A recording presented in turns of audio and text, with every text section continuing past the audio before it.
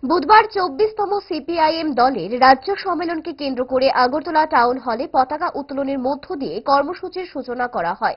শহীদ বেদিতে পুষ্পার্ঘ্য অর্পণ করেন পার্টির নেতৃবৃন্দরা। পাশাপাশি শহর জুড়ে মিছিল অনুষ্ঠিত হয়।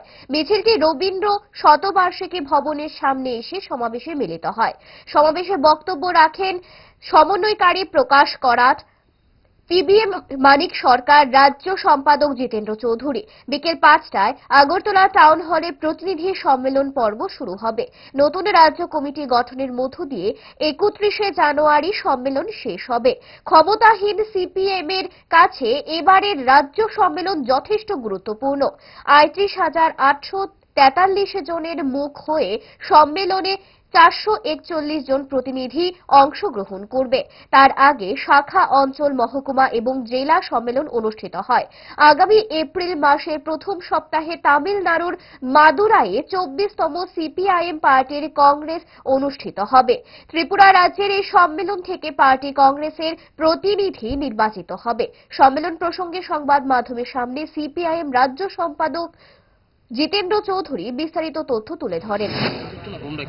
देखिए, अभी अभी हमारा 24वां त्रिपुरा प्रदेश का जो सम्मेलन, इसका शुरुआत हुआ है शहीदों को याद करके और हमारा जो लाल झंडा को फैला के। इसके बाद हम यहाँ पे उड़ियन चुभने भी जाएंगे। यहाँ पे हमारा खुला सभा होगा। तो इस सभा है हमारा ये जो 24वां त्रिपुरा प्रदेश सम्मेलन पार्टी के, इसके लेकर ये जो हमारा खुला सभा हो रहा है, ये कोई सत्ता का खिलाफ नहीं है, ये चुनाव का कोई रैली भी नहीं है। इस रैली में हम त्रिपुरा का आम जनता का,